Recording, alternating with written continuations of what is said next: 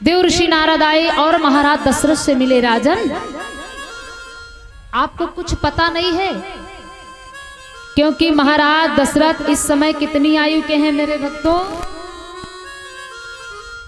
कि 60,000 बरस के राजा।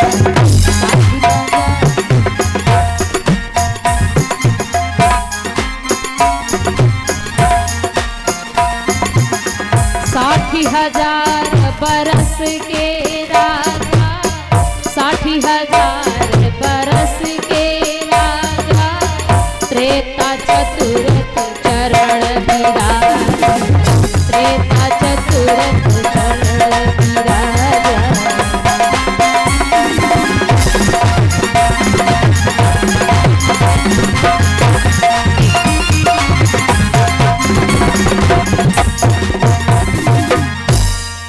समय महाराज दशरथ की आयु 60,000 वर्ष की हो गई है। अब पुत्र होना भी असंभव है। देवर्षि नारद को बड़ा दर्द है, बड़ा दुख है। कहने लगे, राजन, क्या आपको नहीं पता है कि आपके द्वारा कोई संतान नहीं होगी और आप शांत बैठे हैं? क्योंकि महाराज रावण ब्रह्मा जी से वरदान ले लिया है कि आपके द्वारा कोई संतान नहीं हो सकती और आप शांत बैठे हैं। महाराज दशरथ को गलानी तब हुई है कि रावण ने ब्रह्मा से वरदान ले लिया कि हमारे कोई पुत्र ही नहीं होगा।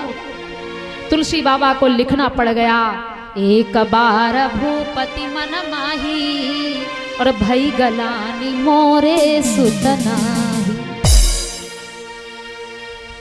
जब नारद की बात को सुना तो महाराज दशरथ को गलानी हो गई। और वो कौन सा समय था?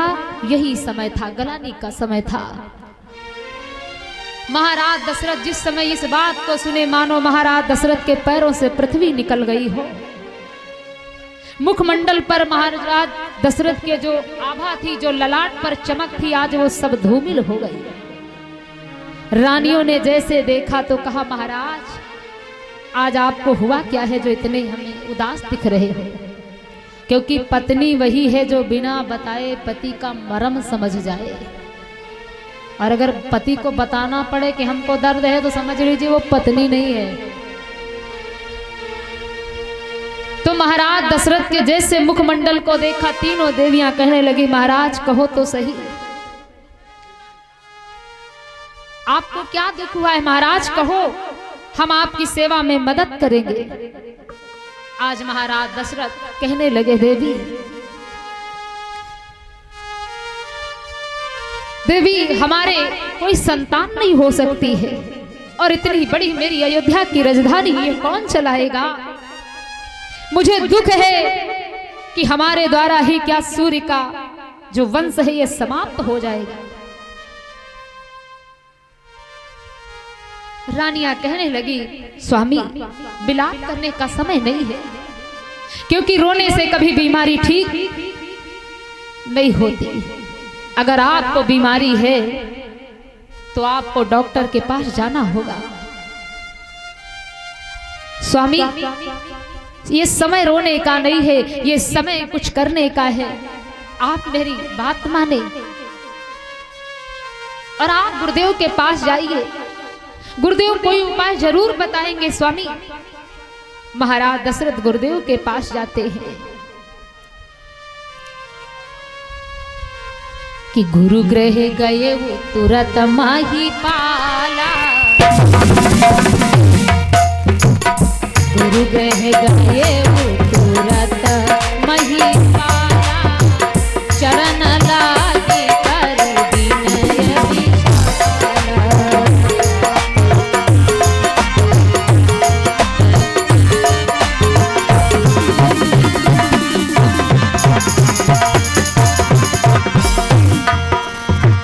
गुरु गृह गए तुरंत मही पाला, चरण लागी करी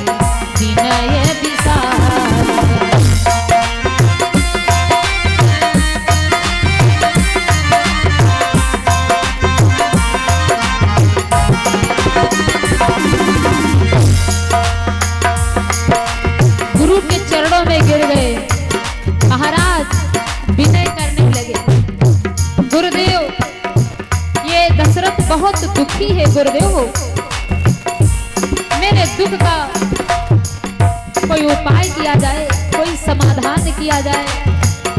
गुरुदेव ने कहा राजन धैर्य धारण करो, आपकी समस्या का समाधान होगा। कैसा समाधान? धरहु धीर कोई है सुतचारी, त्रिभुवन विदित भगत भयहारी।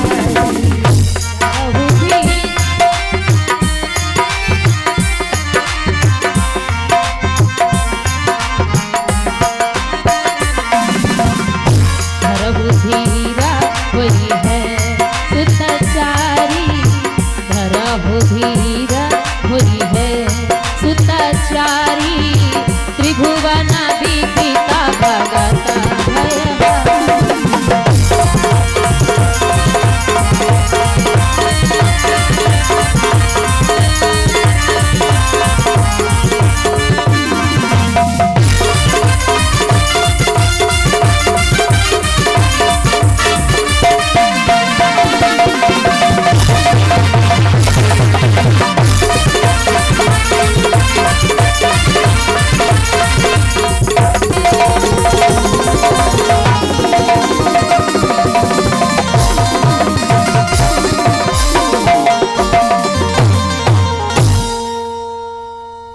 गुरुदेव के पास पहुंचे, चरणों में लाठी की भांति गिर गए, दंडवत प्रणाम किया।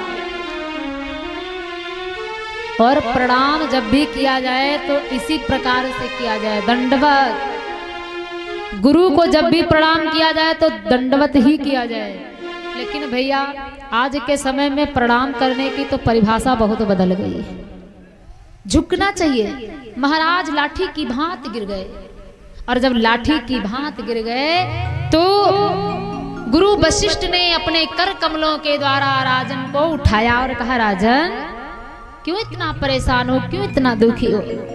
महाराज कहने लगे गुरुदेव क्या बताऊं, कहते भी मुझे लाज आ रही है क्योंकि मेरा ये समय चौथापन है और आपसे मांगने में पुत्र आया है, इसलिए गुरुदेव मुझे बहुत शर्म आ रही, मैं कैसे कहूं, क्योंकि मेरे महलों में तीन रानियां हैं लेकिन एक भी मुझे पुत्र ना हुआ। महाराज वशिष्ठ जी कहने लगे राजन ऐसी बात है तो धैर्य धारण करो, क्योंकि वशिष्ठ जी को पता था ये ब्रह्मा जी के 6ठे नंबर के पुत्र हैं वशिष्ठ जी। वशिष्ठ जी को पता था कि महाराज को पुत्र कब होगा, किस समय में होगा, किस तिथि में होगा, वशिष्ठ जी सब जानते थे। इसीलिए वशिष्ठ जी ने कहा राजन धैर्य धारण करो, तुम्हारा समय बिल्कुल करीब आ गया है और तुम एक पुत्र के लिए रोते हो लेकिन तुम्हारे 4 पुत्र होंगे, लेकिन तुम्हें एक कार्य करना होगा। महाराज कहने लगे गुरुदेव कृपा करो जल्दी बताओ कौन सा कार्य करना है। वशिष्ठ जी कहने लगे राजन की इच्छा है अगर पुत्र ही की पुत्रेष्टया की संविधान,